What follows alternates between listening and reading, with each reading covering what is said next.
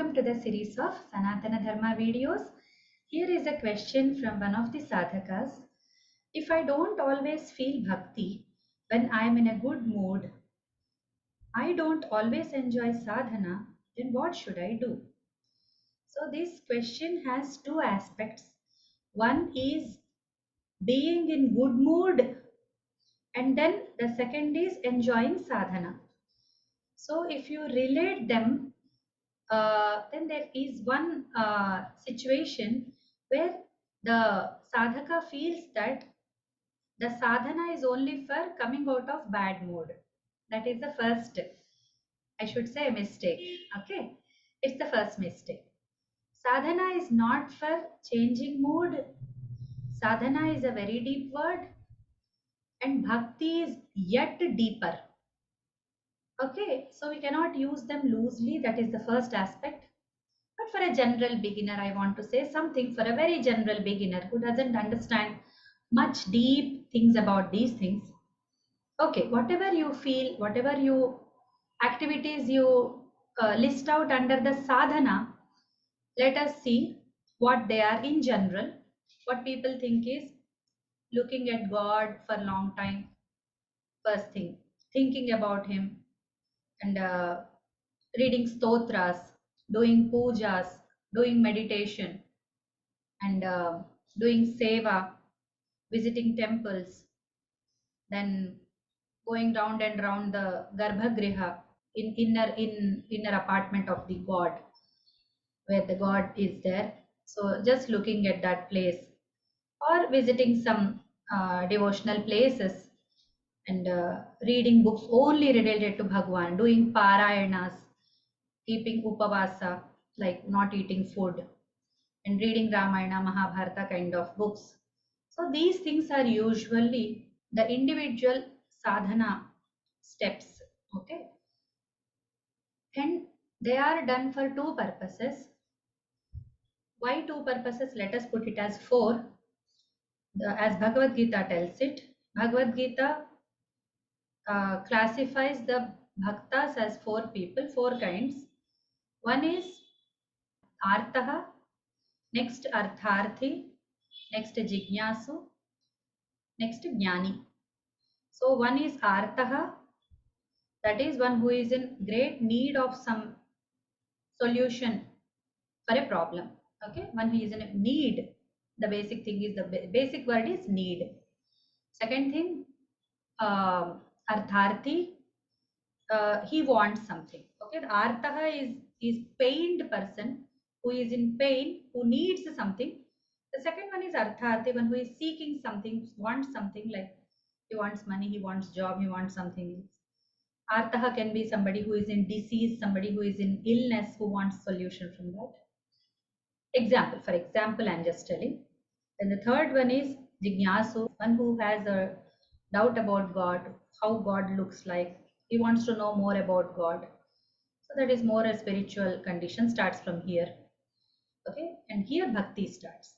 Bhakti starting stage is not at, I mean, though Bhagavad Gita calls them all as bhaktas, and even I feel that that is also one form of bhakti only. Why should we go to God and ask something? We can ask something, we can beg, borrow, or steal, and we can do something else. But why do we seek from God?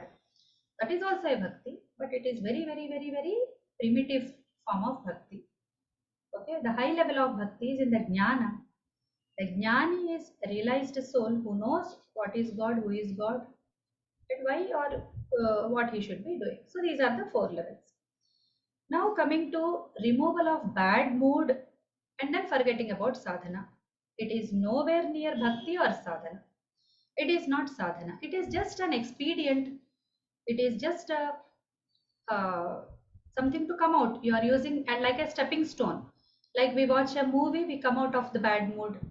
We sing a song or we listen to a song, we come out of the bad mood. It's like that. Sadhana is not that. That is first thing.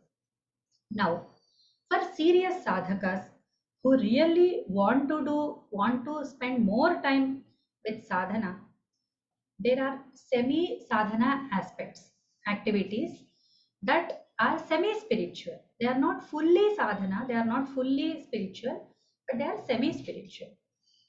If you find our bhaktas' lives, see what when we want to do something, we always watch others who have done it before.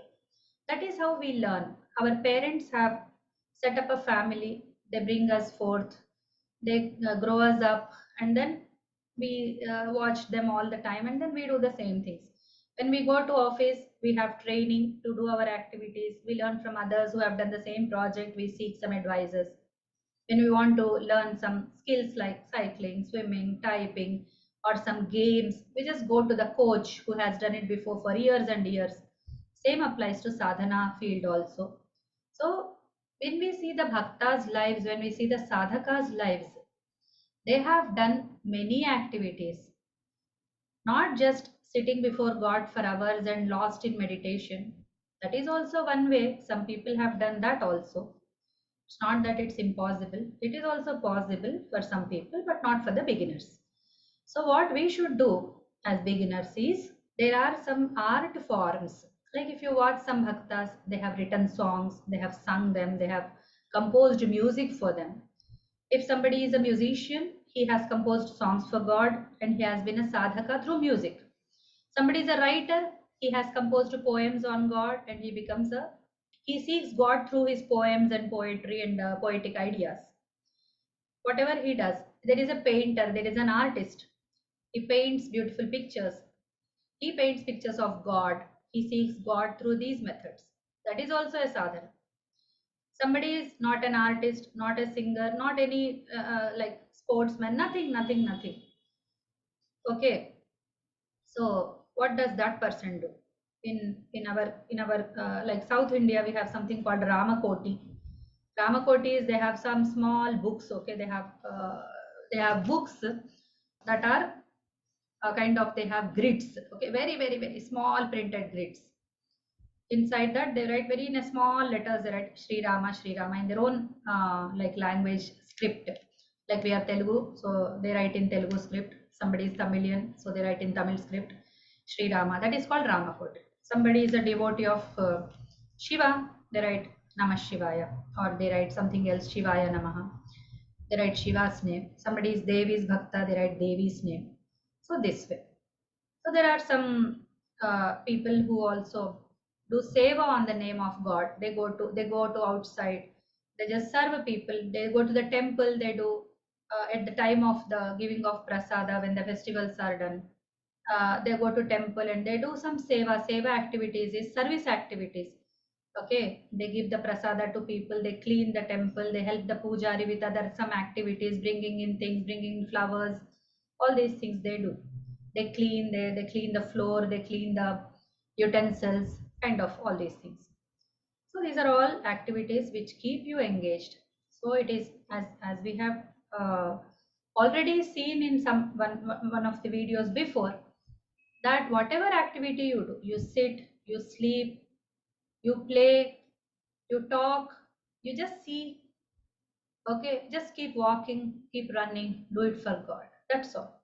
Just making your each activity into divinity. Okay, if it feels bored thinking about God, take the art forms.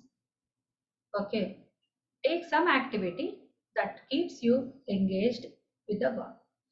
And last but not least, one who has a question gets the answer.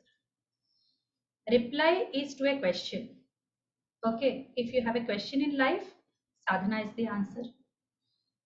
Answer, or at least way to get the answer. Sometimes it is the answer because it keeps you away from the question, at least for the time being. You'll feel happy doing sadhana.